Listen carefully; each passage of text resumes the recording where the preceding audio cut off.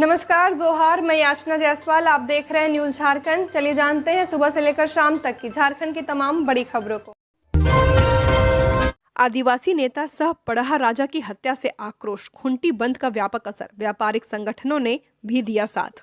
आदिवासी नेता सह एदेल संगा पड़हा के राजा सोमा मुंडा की हत्या के विरोध में गुरुवार को खूंटी बंद का व्यापक असर देखने को मिला है। आदिवासी संगठनों ने जिला बंद का आह्वान किया, जिसे व्यापारिक संगठनों का भी समर्थन मिला है। स्थिति को देखते हुए जिला प्रशासन अलर्ट मोड पर रही। सुबह से ही आदिवासी संगठनों के कार्यकर्ता सड़कों पर उतर आए और हत्याकांड के विरोध में नारेबाजी की है। कई प्रमुख मार्गों पर ट्रैक्टर और अन्य वाहनों को खड़ा कर रास्ता जाम किया गया है, जिससे यातायात प्रभावित हुआ। मुरहू, तोरपा, अड़की और हुटार चौक समेत कई इलाकों में बंद का असर साफ दिख रहा है। मुख्य सड़कों पर वाहनों की लंबी कतारें लग गई। बताया गया कि बुधवार की शाम खूंटी थाना क्षेत्र के जमोदाग के पास अपराधियों ने सोमा मुंडा पर उस वक्त हमला किया था जब वे पत्नी के साथ बाइक से अपने गांव चलांगी लौट रहे थे। तालाब के पास पीछे से आए बाइक सवार दो हमलावरों ने ओवरटेक कर 2 राउंड गोली चलाई थी। गोली लगते ही सोमा मुंडा मौके पर गिर पड़े थे, जबकि हमलावर मंदरू टोली की ओर फरार हो गए थे।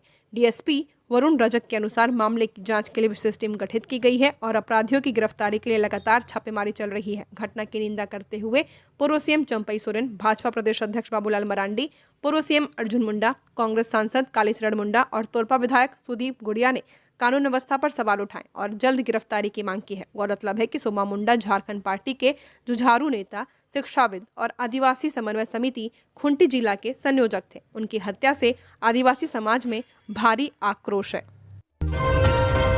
हजारीबाग में हाथी ने 2 को कुचला, हमले में युवक की दर्दनाक मौत, बचाने आई पत्नी गंभीर घायल।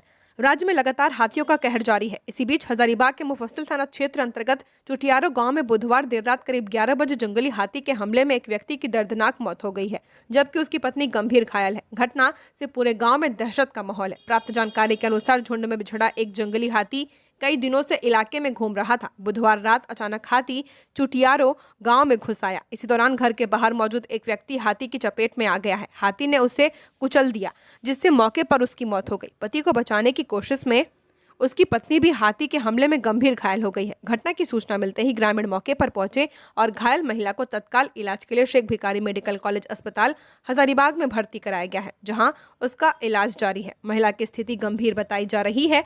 घटना के बाद गांव में भय और आक्रोश का माहौल है। ग्रामीणों का कहना है कि जंगली हाथी पिछले कई दिनों से क्षेत्र में घूम रहा था, लेकिन वन विभाग की ओर से कोई ठोस कदम नहीं उठाया गया। गुमला में सड़क हादसा, जनसेवक की मौत, घर लौटते समय एफसीआई गोदाम के पास एक्सीडेंट, सिर में लगी चोट, अस्पताल में मृत घोषित। गुमला सदर थाना क्षेत्र में दर्दनाक सड़क हादसे में 40 वर्षीय विजय एक्का की मौत हो गई है। घटना बरगांव स्थित एफसीआई गोदाम के पास की है। उनकी बाइक अचानक अनियंत्रित होकर दुर्घटनाग्रस्त हो गई थी। वह घर जा रहे थे। विजय एक्का गुमला सदर थाना क्षेत्र के कुंजाली गांव के निवासी थे, वहीं भुरकुंडा पंचायत में कार्यरत थे। जानकारी के अनुसार रात के समय सड़क पर अचानक संतुलन बिगड़ने से बाइक फिसल गई और वे सड़क पर गिर पड़े थे। हादसे के बाद मौके पर अफरा तफरी मच गई। आसपास के लोग तुरंत उनकी मदद के लिए पहुंचे। दुर्घटना में विजय एक्का के सिर में गंभीर चोटें आई हैं। सूचना मिलने पर स्थानीय लोग और पुलिस प्रशासन की उप निरीक्षक हिमावती मौके पर पहुंची। घायल अवस्था में विजय एक्का को तत्काल सदर अस्पताल गुमला ले जाया गया। यहां चिकित्सक गणेश नाम ने जांच के बाद उन्हें मृत घोषित कर दिया है। मौत की खबर मिलते ही परिवार में कोहराम मच गया है। गिरिडीह में ट्रैक्टर पलटा, चालक इंजन में फंसा, 3 घंटे रेस्क्यू के बाद जेसीबी से खींचकर बचाई गई जान। गिरिडीह के तीसरी प्रखंड में बुधवार देर रात एक बड़ा सड़क हादसा हो गया। लोकायत थाना क्षेत्र के कर्माटांड के आगे पुल के समीप बेकाबू होकर एक ट्रैक्टर सड़क किनारे पलट गया। हादसा इतना भयानक था कि ट्रैक्टर चालक सीधे इंजन के नीचे दब गया और वहीं फंस गया। बताया गया कि ट्रैक्टर बिहार से ईंट उतारकर झारखंड वापस लौट रहा था। इसी दौरान अचानक संतुलन बिगड़ने से वाहन पलट गया। दुर्घटना के बाद मौके पर अफरा तफरी मच गई। चालक की चीख पुकार सुनकर आसपास के ग्रामीण घटनास्थल की ओर दौड़ पड़े हैं। हादसे की सूचना मिलते ही लोकायत थाने की पुलिस टीम मौके पर पहुंची। ग्रामीणों के सहयोग से तत्काल चालक को निकालने का प्रयास शुरू किया गया, लेकिन ट्रैक्टर का वजन ज्यादा होने के कारण इंजन को हटाना संभव नहीं हो पा रहा था। चालक पूरी तरह इंजन के नीचे फंसा हुआ था और दर्द से करा रहा था। हालांकि वह लगातार होश में बना हुआ था। हालात की गंभीरता को देखते हुए पुलिस ने तुरंत जेसीबी मशीन मंगवाने का निर्णय लिया। करीब 3 घंटे के चले रेस्क्यू ऑपरेशन के बाद जेसीबी की मदद से ट्रैक्टर के इंजन को ऊपर उठाया गया। काफी मशक्कत के बाद चालक को सुरक्षित बाहर निकाल लिया गया। झारखंड के मैकलुस्कीगंज का पारा 0 डिग्री सेल्सियस। 13 जनवरी तक शीतलहर, कोहरा से राहत नहीं। 6 जिलों में येलो अलर्ट जारी। झारखंड में कड़ाके की ठंड और शीतलहर का असर लगातार बना हुआ है। तापमान में आई तेज गिरावट ने पूरे राज्य में जनजीवन को प्रभावित कर दिया है। बुधवार को राज्य में सबसे कम न्यूनतम तापमान खुंटी में 2.1 डिग्री सेल्सियस दर्ज किया गया है। वहीं चाईबासा में अधिकतम तापमान 28.8 डिग्री रिकॉर्ड किया गया है। राजधानी रांची में न्यूनतम तापमान 6.6 डिग्री रहा, जबकि मैक्लुस्कीगंज में पारा -0.5 डिग्री तक लुढ़क गया था। सुबह के समय खेतों, पुआल, पेड़ पौधों और घरों की छतों पर ओस जमकर बर्फ जैसी चादर बन गई। रांची के कांके क्षेत्र में न्यूनतम तापमान 2.7 डिग्री और दर्ज किया गया है। कड़ाके की ठंड के कारण लोग अलाव और गर्म कपड़ों का सहारा लेने को मजबूर दिख रहे हैं। मौसम विभाग के अनुसार झारखंड में शीतलहर की स्थिति फिलहाल बनी रहेगी। मौसम वैज्ञानिक अभिषेक आनंद ने बताया कि राज्य में अगले 2 से 3 दिनों तक कड़ाके की ठंड और शीतलहर का असर जारी रहेगा। 13 जनवरी तक राज्य के ज्यादातर हिस्सों में कोहरा और धुंध छाए रहने की संभावना है। हालांकि दिन के समय आसमान साफ रहेगा। अगले 2 दिनों तक न्यूनतम तापमान में किसी बड़े बदलाव की उम्मीद नहीं है। पलामू में रात भर धधकती रही आग, शॉर्ट सर्किट से इलेक्ट्रॉनिक दुकान में लगी आग, 30 लाख रुपए से ज्यादा का नुकसान। पलामू के हुसैनाबाद थाना क्षेत्र में जपला छतरपुर मुख्य मार्ग पर स्थित मनोज इलेक्ट्रिक एवं इलेक्ट्रॉनिक दुकान में बुधवार देर रात भीषण आग लग गई। आग लगने का कारण बिजली कट शॉर्ट सर्किट बताया जा रहा है। घटना रात के समय हुई है, जब दुकान बंद थी। आसपास सन्नाटा पसरा हुआ था। आग धीरे धीरे विकराल रूप लेती गई। दुकान के अंदर रखा सारा सामान जलता चला गया। गुरुवार सुबह किसी स्थानीय व्यक्ति ने दुकान मालिक मनोज कुमार को आग लगने की सूचना दी। जब तक वे मौके पर पहुंचे तब तक दुकान में रखा अधिकांश सामान जलकर पूरी तरह खाक हो चुका था। सूचना मिलते ही हुसैनाबाद फायर ब्रिगेड की टीम मौके पर पहुंची। आग काफी भयानक थी, जिससे आसपास के दुकानदारों और स्थानीय लोगों में भी दहशत फैल गई। फायर ब्रिगेड कर्मियों ने कड़ी मशक्कत के बाद आग पर काबू पाया। हालांकि तब तक भारी नुकसान हो चुका था। आग की लपटें इतनी तेज थी कि दुकान में रखे washing machine, refrigerator, LCD TV, AC, room heater, blower समेत अन्य महंगे इलेक्ट्रॉनिक उपकरण पूरी तरह जल गए हैं। दुकान के अंदर का फर्नीचर, वायरिंग और काउंटर भी नष्ट हो चुका है।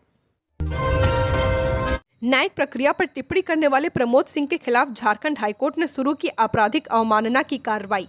झारखंड हाईकोर्ट ने हाल ही में प्रमोद सिंह नामक व्यक्ति के खिलाफ आपराधिक अवमानना की कार्रवाई शुरू कर दी है। यह आदेश जस्टिस अरुण कुमार राय की एकल पीठ ने पारित किया है। अदालत ने कहा कि प्रमोद सिंह के कृत्य न केवल अदालती आदेशों की अवहेलना है, बल्कि न्याय प्रशासन में प्रत्यक्ष हस्तक्षेप और न्यायालय की गरिमा को कम करने का प्रयास भी है। हाईकोर्ट ने प्रारंभिक जांच में पाया कि प्रमोद सिंह का आचरण आपराधिक अवमानना की श्रेणी में आता है। आमतौर पर यह कार्रवाई तब की जाती है जब कोई व्यक्ति जानबूझकर न्यायालय का अपमान करता है या न्यायिक प्रक्रिया में बाधा डालने की कोशिश करता है। अदालत ने प्रमोद सिंह को कारण बताओ नोटिस जारी करते हुए पूछा कि उनके खिलाफ अवमानना कानून के तहत दंडात्मक कार्रवाई क्यों नहीं की जाए।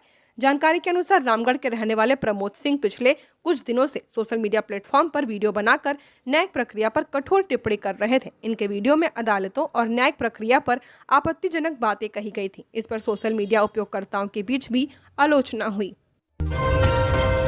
खुंटी में दर्दनाक हादसा, चलती ट्रक में घुसी कार। डोडमा चर्च के 2 फादर की मौत, एक गंभीर। खुंटी सिमडेगा मुख्य सड़क पर बुधवार देर रात एक दर्दनाक सड़क हादसे में डोडमा आरसी चर्च के 2 फादरों की मौत हो गई है, जबकि एक फादर गंभीर रूप से घायल हो गए। हादसा इतना भीषण था कि चलती क्रेटा कार सीधे सड़क पर चल रहे ट्रक में जा घुसी और ट्रक के अंदर फंस गई। मृतकों की पहचान डोडमा निवासी फादर सुशील प्रवीण टीडू और बागरटोली निवासी सुनील भेंगरा के रूप में की गई है। हादसे में गंभीर रूप से घायल फादर जॉनसन भेंगरा, जो असम के एक चर्च में पदस्थापित हैं, उनको तत्काल अस्पताल भेजा गया है। प्रत्यक्षदर्शियों के मुताबिक तीनों फादर तुरपा से एक पार्टी में शामिल होकर अपने डोडमा चर्च लौट रहे थे, तभी यह हादसा हुआ और पुलिस को सूचित किया। थाना प्रभारी मुकेश यादव दलबल के साथ घटनास्थल पर पहुंचे। उन्होंने बताया कि इस घटना में चर्च के 2 फादरों की मौत हो गई है और कार में फंसे लोगों को काफी मशक्कत के बाद बाहर निकाल लिया गया है। मृतकों के शवों को पोस्टमार्टम के लिए सदर अस्पताल भेजा गया। पश्चिमी सिंहभूम में हाथी के उत्पात से राहत, लगातार हो रही घटनाओं के 7वें दिन जानमाल का नुकसान नहीं, खतरा अभी टला नहीं। पश्चिमी सिंहभूम जिले में झुंड से बिछड़े जंगली हाथी के आतंक से बुधवार को राहत मिली है। 1 जनवरी से लगातार हर रात हादसे के जान माल के नुकसान की सूचना नहीं मिली है, जिससे प्रशासन और ग्रामीणों ने राहत की सांस ली है। माना जा रहा है कि हाथी को वन विभाग के कर्मी जंगल में ही घेर रखा है। वन विभाग की टीमें ड्रोन और ट्रैकिंग सिस्टम के जरिए हाथी की गतिविधियों पर लगातार नजर बनाए हुए हैं। अधिकारियों का कहना है कि हाथी अभी भी क्षेत्र में मौजूद है, इसलिए पूरी तरह खतरा टला नहीं है, लेकिन फिलहाल स्थिति नियंत्रण में है। क्षेत्र में माइकिंग कर लोगों को अलर्ट किया जा रहा है। बीते 1 सप्ताह के दौरान इस 2 दांत वाले हाथी ने कई जानें ली हैं। कई गांव के लोगों पर हमले किए हैं। इन हमलों में 17 ग्रामीणों की जान चली गई है। कई घर क्षतिग्रस्त हुए हैं और खेतों को भी भारी नुकसान पहुंचा है। लगातार हो रही इन घटनाओं से ग्रामीणों में भय का माहौल बना हुआ है। वन विभाग हाथी को सुरक्षित रूप से पकड़ने और उसे जंगल की ओर वापस भेजने के लिए व्यापक अभियान चला रहे हैं। डीएफओ आदित्य नारायण ने बताया कि झुंड से बिछड़े हाथी को काबू में करने के लिए अब बाहरी राज्यों से भी विशेषज्ञ टीमों को बुलाया गया है। 9,000 क्विंटल राशन गबन की जांच हुई तेज, सीसीटीवी फुटेज जब्त। जिले के कितार प्रखंड मुख्यालय स्थित एफसीआई गोदाम से करीब 9,000 क्विंटल राशन गबन मामले में कार्रवाई तेज हो गई है।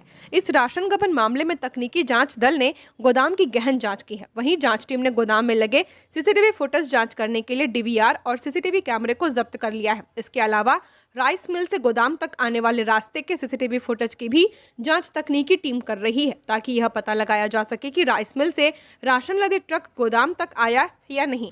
जांच टीम में शामिल भवनाथपुर के बीडीओ ने कहा कि तकनीकी जांच टीम सभी बिंदुओं की गहन पड़ताल कर रही है, जिससे पता चल सके कि राशन गोदाम तक कितना ट्रक राशन पहुंचा है। जांच टीम पूरी पड़ताल के बाद रिपोर्ट उपायुक्त को सौंपेगी। रामगढ़ में तेज रफ्तार बाइक ने ली जान, बीच सड़क लंबे समय तक पड़ा रहा घायल, ग्रामीणों ने पहुंचाया अस्पताल। रामगढ़ के रजरप्पा थाना क्षेत्र के दुलमी में हुए सड़क हादसे में जाम सिंह निवासी रमेश चौधरी की मौत हो गई है। उन्हें तेज रफ्तार बाइक सवार ने जोरदार टक्कर मार दी है। टक्कर के बाद बाइक सवार मौके से फरार हो गया। हादसे की आवाज सुनकर आसपास के लोग घटनास्थल पर पहुंचे। उन्होंने गंभीर रूप से घायल रमेश चौधरी को सड़क पर पड़ा पाया। स्थानीय लोगों की मदद से घायल रमेश चौधरी को तत्काल सदर अस्पताल रामगढ़ ले जाया गया है। चिकित्सकों ने उनका इलाज शुरू किया है, लेकिन गंभीर चोटों के कारण इलाज के दौरान उनकी मौत हो गई है। मौत की पुष्टि के बाद अस्पताल प्रशासन ने इसकी सूचना पुलिस को दी है। पुलिस ने शव को कब्जे में लेकर पोस्टमार्टम के लिए सदर अस्पताल भेज दिया है। मृतक रमेश चौधरी अपने पीछे पत्नी और 5 बच्चों को छोड़ गए हैं। उनकी मौत से परिवार पर दुखों का पहाड़ टूट पड़ा है। परिजनों का रो रो कर बुरा हाल है। होली पर घर लौटने की भीड़, ट्रेन में सीटें फुल। झारखंड बिहार आने वाली ट्रेनों में सीट का टोटा, बुकिंग खुलते ही सीटें खत्म, पड़ रही वेटिंग। होली नजदीक आते ही महानगरों से अपने घरों की ओर लौटने वाले यात्रियों की संख्या अचानक बढ़ गई है। खासकर झारखंड और बिहार जाने वाले यात्रियों की भीड़ ट्रेनों में साफ नजर आने लगी है। मुंबई, दिल्ली, सूरत, चेन्नई और अन्य बड़े शहरों से निकलने वाली लंबी दूरी की अधिकांश ट्रेनें पहले से ही फुल हो चुकी हैं। स्लीपर और थर्ड एसी कोचों में स्थित यह है कि कई ट्रेनों में टिकट बुकिंग खुलते ही रिग्रेट दिखने लगा है। इसका सीधा असर प्रवासी मजदूरों और नौकरी पेशा लोगों पर पड़ रहा है। रेलवे ने 1 से 4 मार्च तक की यात्रा के लिए टिकट बुकिंग पहले ही खोल दी है, लेकिन बुकिंग शुरू होते ही झारखंड और बिहार जाने वाली ट्रेनों में सीटें उपलब्ध नहीं रही। कोडरमा के रास्ते चलने वाली करीब 1 दर्जन प्रमुख ट्रेनें पूरी तरह फुल हो चुकी हैं। इनमें 12322 Mumbai Kolkata Howrah mail express, 12937 Gandhidham Howrah Garba express, 13308 Ganga Sutlej express, 12801 New Delhi Puri पुरुषोत्तम एक्सप्रेस और 13152 जम्मू तवी कोलकाता एक्सप्रेस जैसी ट्रेनें शामिल हैं। जिस ट्रेनों में वेटिंग लिस्ट लगातार लंबी होती जा रही है, जिससे यात्रियों की चिंता बढ़ती जा रही है। मानवता तार तार, रांची रेलवे स्टेशन पर ट्रेन के शौचालय में फेंका मिला नवजात। बुधवार को तपस्विनी एक्सप्रेस से एक ऐसी घटना सामने आई है जिसने हर किसी को झकझोर कर रख दिया है। घटना उस समय सामने आई जब ट्रेन संख्या 18452 तपस्विनी एक्सप्रेस प्लेटफॉर्म नंबर 1 पर पहुंची और आरपीएफ द्वारा नियमित सतर्कता जांच की जा रही थी। इसी दौरान कोच S4 के शौचालय के डस्टबिन से शिशु के रोने की आवाज सुनाई दी। जांच करने पर आरपीएफ कर्मियों को वहां एक जीवित नवजात मिला। सूचना मिलते ही आरपीएफ, जीआरपी और चाइल्ड लाइन की टीम सक्रिय हुई और तत्काल शिशु को सुरक्षित इलाज के लिए अस्पताल पहुंचाया गया। फिलहाल बच्चे का इलाज जारी है और मामले की जांच शुरू कर दी गई है। यह मामला न केवल कानून और सुरक्षा से जुड़ा है, बल्कि समाज के सामने मानवीय संवेदनाओं और जिम्मेदारी पर भी गंभीर सवाल खड़े करता है। आरपीएफ की सतर्कता के कारण ही नवजात की जान बच पाई। पाकुड़ रेलवे स्टेशन पर जल्द लगेगी एटीवीएम मशीन, टिकट के लिए लाइन में लगने की जरूरत नहीं। पाकुड़ रेलवे स्टेशन पर अब यात्रियों को टिकट के लिए टिकट काउंटर पर लंबे लाइन में लगने की जरूरत नहीं होगी। रेलवे स्टेशन के दोनों फुटओवर ब्रिज के नीचे स्वचालित टिकट वेंडिंग मशीन यानी कि एटीवीएम लगाने की योजना है। एटीवीएम मशीन लगाने को लेकर स्टेशन मैनेजर लखीराम हेम्ब्रम और यातायात निरीक्षक सौरभ कुमार दास ने मौके का जायजा लिया है। हावड़ा और मालदा छोर पर स्थित दोनों फुटओवर ब्रिज के पास एटीवीएम मशीन लगाई जाएगी। निरीक्षण के क्रम में प्लेटफॉर्म नंबर 1 और 2 पर एक शौचालय की व्यवस्था करने पर भी चर्चा की गई है। वहीं सुरक्षा के लिहाज से हावड़ा छोर पर स्थित फुटओवर ब्रिज सहित स्टेशन परिसर में सीसीटीवी कैमरा लगाने का सुझाव भी दिया गया है। रात्रि में रोशनी के लिए स्टेशन परिसर में अतिरिक्त विद्युत खंभा लगाने और हाई मास्ट लाइट लगाने सहित विद्युत व्यवस्था दुरुस्त करने का निर्णय लिया गया है। वहीं यात्रियों की सुविधा के लिए दोनों प्लेटफॉर्म पर अलग से स्टील चेयर लगाने के निर्देश दिए गए हैं। बता दें कि दोनों फुटओवर ब्रिज से रोजाना सैकड़ों रेल यात्री आते जाते हैं। बार संचालकों पर पुलिस की सख्ती, विवाद हुआ तो सड़क की घटना के भी होंगे जिम्मेदार। रांची शहर में बियर बारों में लगातार हो रही मारपीट और हत्या की घटनाओं को गंभीरता से लेते हुए पुलिस ने सख्त रुख अपनाया है। बुधवार को एसएसपी राकेश रंजन ने कोतवाली थाना परिसर में शहर के सभी बियर बार संचालकों के साथ बैठक कर उन्हें कड़े निर्देश दिए हैं। बैठक के दौरान एसएसपी ने स्पष्ट किया कि बियर बार के भीतर हुए विवाद के बाद यदि बाहर सड़क पर भी कोई आपराधिक घटना घटती है तो इसके लिए बार संचालकों को भी जिम्मेदार माना जाएगा। उन्होंने कहा कि बार में किसी भी तरह का छोटा विवाद या मारपीट होने की स्थिति में संचालकों को तुरंत संबंधित थाना या डायल 112 पर सूचना देना अनिवार्य होगा ताकि बड़ी घटनाओं को समय रहते रोका जा सके। एसएसपी ने निर्देश दिया कि बियर बार में कार्यरत बाउंसर और गार्ड के अलावा अन्य सभी स्टाफ का 7 दिनों के भीतर पुलिस वेरिफिकेशन कराना होगा। बिना वेरिफिकेशन किसी को काम पर रखने पर यदि कोई घटना होती है तो इसकी जिम्मेदारी सीधे बार संचालक की होगी और उसके खिलाफ कार्रवाई की जाएगी। तमाड़ थाना प्रभारी पर महिला से बेरहमी से मारपीट का आरोप, एसपी ने शिकायत के बाद पुलिस महकमे में हड़कंप। तमाड़ थाना क्षेत्र से गंभीर और चौंकाने वाला मामला सामने आया है। एक पीड़ित महिला ने तमाड़ थाना प्रभारी पर बेरहमी से मारपीट, गाली गलौज और दुर्व्यवहार करने का आरोप लगाया है। पीड़िता का कहना है कि वह अपने एक निजी मामले को लेकर सहायता की उम्मीद में थाना पहुंची थी, लेकिन मदद करने के बजाय थाना प्रभारी ने उसके साथ अभद्र व्यवहार किया है। महिला के अनुसार थाना प्रभारी ने पहले गंदी गालियां दी, उसका मोबाइल फोन उसके शरीर पर दे मारा। इसके बाद फिर जब मन नहीं भरा तो उसे अपने कक्ष में ले जाकर मारपीट की है। पीड़िता ने आरोप लगाया कि मारपीट इतनी गंभीर थी कि उसके चेहरे पर चोट के गहरे निशान पड़ गए हैं और छाती पर भी गंभीर चोटें आई हैं। मामले की गंभीरता को देखते हुए पीड़िता ने फोन के माध्यम से एसपी रांची को पूरे घटनाक्रम की जानकारी दी है। एसपी को शिकायत मिलने के बाद पुलिस विभाग में हड़कंप मच गया है। इसके पश्चात महिला शिकायत लेकर महिला थाना बुंडू पहुंची थी। अब इस पूरे मामले को लेकर पीड़िता और स्थानीय लोगों द्वारा एसपी रांची से सख्त कार्रवाई की मांग की जा रही है। पुलिस प्रशासन की ओर से फिलहाल जांच की प्रक्रिया शुरू किए जाने की बात कही जा रही है। हालांकि इस मामले में थाना प्रभारी प्रवीण कुमार मोदी को फोन कर महिला द्वारा लगाए गए आरोप के बारे में पूछे जाने पर उन्होंने लगाए गए आरोपों को बेबुनियाद बताया है। डीएलसीसी की बैठक, सरकारी योजनाओं को समय पर उपलब्ध कराने के निर्देश। जिला समाहरणालय में उपायुक्त अंजलि यादव की अध्यक्षता में जिला आजीविका कन्वर्जेंस समिति की बैठक हुई है। बैठक में डीसी ने जिले में आजीविका सृजन को मजबूत और किसानों की आय बढ़ाने के लिए जानकारी साझा की है। बैठक में विभिन्न प्रकार की फसल उगाने की संभावनाओं पर भी चर्चाएं की गई। वहीं प्रेजेंटेशन के जरिए कई अनाज के बारे में प्रस्तुति दी गई है। साथ ही कृषि, पशुपालन, मत्स्य उद्यान, जीएसएलपीएस सहित कई विभागों ने अपनी अपनी योजनाओं और प्रगति की जानकारी दी है। डीसी ने जिले की भौगोलिक स्थिति, मिट्टी की गुणवत्ता और जल उपलब्धता को ध्यान में रखते हुए किसानों को परंपरागत फसलों के साथ वैकल्पिक और नगदी फसलों को उगाने की अपील की है। इसके अलावा बैठक में दलहन, तिलहन, सब्जी उत्पादन, औषधीय पौधों, मशरूम उत्पादन और बहुफसली खेती को बढ़ावा देने पर विशेष बल दिया गया है। कड़ाके की ठंड में पाकुड़ के गरीबों को मिली राहत, झामुमो नेता ने किया कंबल वितरण। पाकुड़ के लिट्टीपाड़ा प्रखंड के तालझारी व बीचा महल पंचायत अंतर्गत पड़ने वाले बड़पोखर, करियोडीह व झेना गड़िया गांव के सैकड़ों गरीब व असहाय जरूरतमंद महिलाओं व बुजुर्गों के बीच झामुमो जिला उपाध्यक्ष सह केंद्रीय समिति सदस्य हाजी समद अली ने शीतलहरी ठंड को देखते हुए कंबल का वितरण किया है। जिला उपाध्यक्ष हाजी समद अली ने बताया कि बढ़ते ठंड को देखते हुए लिट्टीपाड़ा विधायक हेमलाल मुर्मू के सौजन्य से गरीबों के बीच कंबल का वितरण किया जा रहा है ताकि शीतलहरी में गरीब व असहाय व्यक्ति को ठंड से राहत मिल पाए। वहीं कंबल पाकर महिलाओं व बुजुर्गों ने विधायक हेमलाल मुर्मू व जिला उपाध्यक्ष हाजी समद अली के प्रति आभार प्रकट करते हुए कहा कि कंबल मिलने से इस कड़ाके भरी ठंड से थोड़ी राहत जरूर मिलेगी। साथ ही झामुमो जिला उपाध्यक्ष हाजी समद अली ने बताया कि विधायक हेमलाल मुर्मू के सौजन्य से प्रखंड के सभी पंचायतों में लगातार कंबल वितरण का कार्य जारी है। इस कड़ाके भरी ठंड में कंबल पाकर गांव के असहाय लोग विधायक हेमलाल मुर्मू को धन्यवाद देते हुए काफी प्रशंसा कर रहे हैं। बड़ी खबर, झारखंड शराब घोटाला, छत्तीसगढ़ के कारोबारी नवीन केडिया को एसीबी ने गोवा से किया गिरफ्तार। झारखंड शराब घोटाला मामले में एसीबी की कार्रवाई जारी है। इस बीच झारखंड एसीबी ने इस केस से जुड़े प्रमुख आरोपियों में से एक छत्तीसगढ़ के दुर्ग के रहने वाले नवीन केडिया को गिरफ्तार कर लिया है। नवीन केडिया की गिरफ्तारी गोवा से की गई है। इसके बाद एजेंसी उसे ट्रांजिट रिमांड पर रांची लाने की तैयारी कर रही है। रांची लाने के बाद एसीबी उसे कोर्ट में पेश करेगी और रिमांड पर लेकर पूछताछ भी करेगी। बता दें कि नवीन केडिया को एसीबी ने समन जारी कर पूछताछ के लिए एजेंसी के समक्ष उपस्थित होने के लिए भी कहा था, लेकिन वह एसीबी के समक्ष उपस्थित नहीं हुआ। शराब घोटाला केस में आरोपी बनाए जाने के बाद उसने एसीबी कोर्ट से अग्रिम बेल भी मांगी थी, लेकिन यहां भी उसे राहत नहीं मिली और कोर्ट ने उसकी अग्रिम जमानत याचिका खारिज कर दी थी। अग्रिम जमानत याचिका खारिज होने के बाद से वह एसीबी की नजरों में फरार चल रहा था। पांकी मेदिनीनगर मुख्य पथ पर बह रहा नाली का पानी, आमजन परेशान।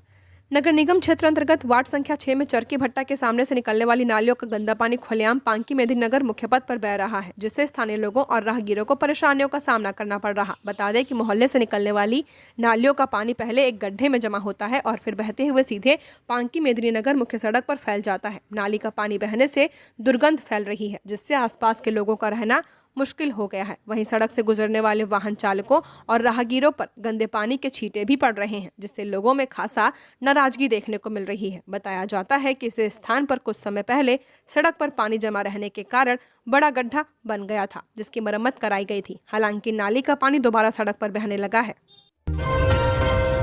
रामगढ़ में बीएफसीएल का निःशुल्क नेत्र जांच शिविर, 100 से ज्यादा लोगों की हुई जांच। Bihar foundry and castings limited ने के सहयोग से महतो आइरिस टोला मरार स्थित सामुदायिक भवन में निःशुल्क नेत्र जांच शिविर का आयोजन किया गया है। शिविर में महतो टोला सहित आसपास के क्षेत्रों के करीब 100 लोगों की आंखों की जांच की गई है। शिविर के दौरान आइरिस के अनुभवी चिकित्सकों ने मरीजों की आंखों की जांच की है। इसके बाद जिन लोगों में दृष्टि दोष पाया गया उन्हें निःशुल्क पावर चश्मा उपलब्ध कराया जाएगा। वहीं मोतियाबिंद से पीड़ित मरीजों के लिए कंपनी की ओर से निःशुल्क ऑपरेशन की व्यवस्था की जाएगी। बीएफसीएल प्रबंधन ने बताया कि समाज के जरूरतमंद वर्गों को बेहतर स्वास्थ्य सुविधाएं उपलब्ध कराना कंपनी की सामाजिक जिम्मेदारी का हिस्सा है। इसी क्रम में आगामी 9 जनवरी को राजकीय आदर्श मध्य विद्यालय रांची रोड में एक और निःशुल्क नेत्र जांच शिविर का आयोजन किया जाएगा। सरायकेला खरसावां में 9 जनवरी को रोजगार मेला, 1200 से ज्यादा पदों पर चयन के मौके। सरायकेला खरसावां जिले के बेरोजगार युवाओं को रोजगार उपलब्ध कराने के उद्देश्य से कल 9 जनवरी 2026 शुक्रवार को सुबह 10 बजे से जिला नियोजनालय सह मॉडल कैरियर सेंटर सरायकेला में रोजगार मेले का आयोजन किया जाएगा। इस संबंध में जिला नियोजन पदाधिकारी आलोक कुमार तोपनो ने बताया कि रोजगार मेले में Ramakrishna forces limited, K C Nath resources, Shyam steel limited, Sudisha foundry, B N tractors, Mittal motors, unique solution, Sanjeev Raman security, Yuva Shakti foundation एवं प्रधान कंस्ट्रक्शन सहित जिले के प्रमुख एवं प्रतिष्ठित नियोक्ता कंपनियां भाग लेंगे। रोजगार मेले के माध्यम से robot engineer, turning operator, fitter, HMC, VMC operator, maintenance engineer, quality engineer, salesman, telecaller, automobile mechanic, welder, safety supervisor, line inspector, bowling disc, press filter operator, crane operator, mobiliser, coordinator, trainee, store keeper, security guard एवं driver सहित कुल 1200 से ज्यादा पदों पर सरायकेला खरसावां एवं जमशेदपुर में नियुक्ति हेतु योग्य अभ्यर्थियों का चयन किया जाएगा। चयनित अभ्यर्थियों को संबंधित कंपनियों द्वारा रुपए 15,000 से 50,000 रुपए प्रति माह तक का वेतन प्रदान किया जाएगा। राज्य भर में तैनात महिला आरक्षियों की प्रतिनियुक्ति रद्द, आदेश जारी। झारखंड पुलिस मुख्यालय ने राज्य के कई जिलों में तैनात महिला आरक्षियों की प्रतिनियुक्ति तत्काल प्रभाव से समाप्त कर दिया है। यह आदेश अपर पुलिस महानिदेशक झारखंड रांची के कार्यालय की ओर से जारी किया गया है। डीजीपी तदाशा मिश्रा ने राज्य के कई थानों में मुंशी के पद पर आईआरबी, जैप और एसआईआरबी के जवानों की पोस्टिंग से संबंधित आदेश को रद्द कर दी है। महिला मुंशियों की प्रतिनियुक्ति का आदेश तत्कालीन डीजीपी अनुराग गुप्ता के समय जारी किया गया था। आदेश लागू होने के बाद से ही विभाग के अंदर विवाद खड़ा हो गया था, जबकि एडीजी प्रिया दुबे ने इस आदेश पर कड़ा ऐतराज जताया था। उन्होंने 2 अक्टूबर 2025 को डीआईजी को पत्र लिखकर कहा था कि थानों में मुंशी के पद पर आईआरबी और जैप के जवानों की पोस्टिंग नियमों के खिलाफ है, क्योंकि इसके लिए बनी तबादला समिति ने से स्वीकृति नहीं ली गई है और न ही जैप मुख्यालय ने सहमति दी थी। रांची पुलिस को बड़ी सफलता, मून डिस्को बार के बाहर युवक को कार से कुचलने वाले 2 मुख्य आरोपी गिरफ्तार। लालपुर चौक स्थित मून डिस्को बार के बाहर कार से कुचलकर युवक की हत्या करने के मामले में पुलिस को बड़ी सफलता मिली है। एसएसपी राकेश रंजन के निर्देश पर गठित टीम ने इस मामले में दोनों मुख्य आरोपियों को गिरफ्तार कर लिया है। रांची पुलिस जल्द ही प्रेस कॉन्फ्रेंस कर पूरे मामले का खुलासा करेगी। उल्लेखनीय है कि 4 जनवरी की रात करीब 9 बजे सत्यप्रकाश सिंह अपने भांजे अंकित कुमार सिंह और उसके दोस्तों के साथ मून डिस्को बार गए थे।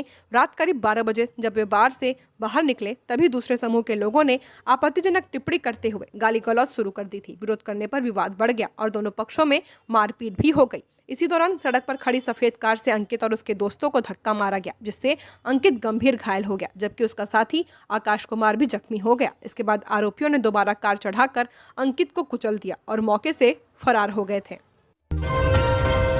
हजारीबाग में अवैध खनन पर केंद्र सरकार का कड़ा रुख, आरसीसीएफ के खिलाफ जांच कर कार्रवाई के निर्देश।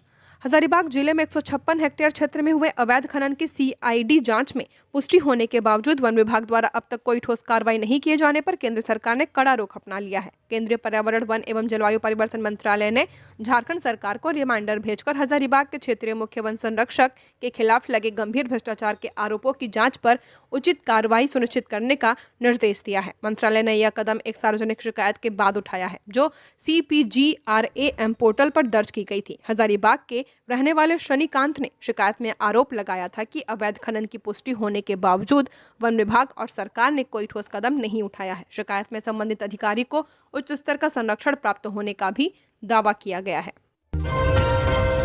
सिम्फर वैज्ञानिकों की नई पहल, छात्रों को कौशल विकास और पर्यावरण संरक्षण में बना रहे दक्ष। Central institute of mining and fuel research देश के प्रमुख रिसर्च संस्थानों में से एक है। इस संस्थान के वैज्ञानिकों ने साइंस और स्किल डेवलपमेंट के क्षेत्र में स्टूडेंट्स के लिए एक नए अध्याय की शुरुआत की है। उनकी इस अनोखी पहल का मकसद स्टूडेंट्स को न सिर्फ किताबी ज्ञान देना है, बल्कि उनमें कौशल विकासों को विकसित करना है, ताकि वे पर्यावरण संतुलन को बेहतर बनाने की दिशा में योगदान दे पाएं। यह पहल मध्य प्रदेश के इंदौर में दूषित पानी से होने वाली मौतों जैसी समस्याओं को हल करने में खासतौर पर असरदार साबित हो सकती है। BBMKU के जूलॉजी MSc के 35 छात्रों को सिम्फर के वैज्ञानिक ट्रेनिंग दे रहे हैं। ट्रेनिंग का उद्देश्य कौशल विकास के साथ उन्हें रोजगार से जोड़ना तो है, साथ ही पर्यावरण को बेहतर बनाने की दिशा में एक पहल भी है। झारखंड की और खबरों के लिए बने रहिए हमारे साथ। हमारे चैनल न्यूज झारखंड पर चैनल को सब्सक्राइब करें, साथ बेल आइकन को प्रेस करें। नमस्कार।